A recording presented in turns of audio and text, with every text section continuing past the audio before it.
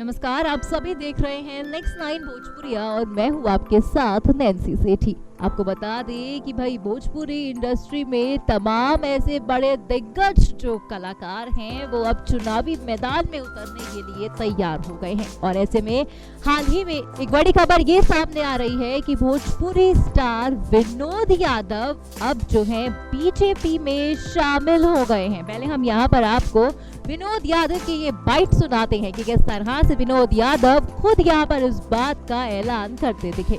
विनोद यादव जी जो प्रतिष्ठित भोजपुरी एक्टर हैं, आज संगठन में उन्होंने आने का फैसला किया है। भारतीय जनता पार्टी के परिवार को इन्होंने मजबूत करने के लिए आज अपना साथ देने का फैसला किया है। मैं उनका हृदय की गहराइयों से स्वागत करता हूं।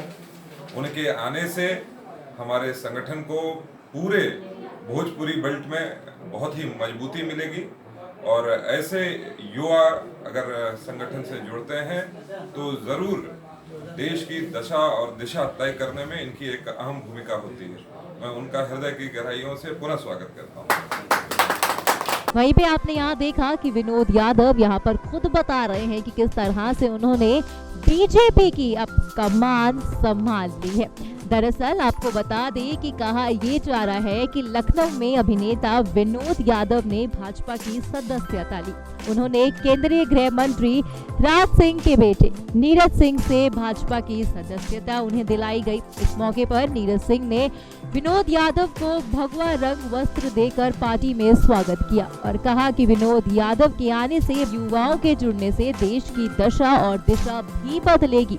हम उनका दिल की गहराइयों से पार्टी में स्वागत करते हैं। इतना ही नहीं, आपको बता दें कि कहा ये जा रहा है कि जिस तरह से दिनेश लाल यादव उप निरहुआ भी बीजेपी पार्टी में ही हैं और ऐसे में वो आजमगढ़ सीट से चुनाव लड़ रहे हैं, तो कहीं ना कहीं विनोद यादव भी काफी ही अच्छे से बीजेपी का प्रचार करेंगे और यहाँ पर कई रैलियों को संबोधित भी करेंगे। इतना ही नहीं, कहा ये भी जा रहा है कि विनोद यादव ने कहा है कि प्रधानमंत्री नरेंद्र मोदी के कार्यालय से प्रभावित होकर मैंने राजनीति में आने का फैसला लिया। मुझे गर्व है कि मुझे बीजेपी और पीएम मोदी का एक सिपाही के रूप में काम करने का मौका मिलेगा।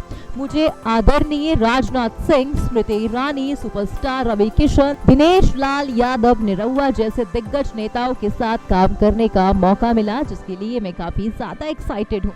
मेरी कोशिश होगी कि पार्टी द्वारा दी गई जिम्मेदारी को मैं पूरी ईमानदारी के साथ पूरा करूं।